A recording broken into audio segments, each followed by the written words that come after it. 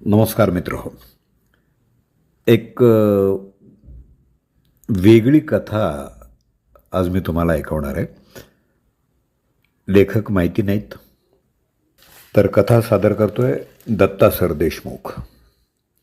कथेचं शीर्षक आहे जोडी. जोडी.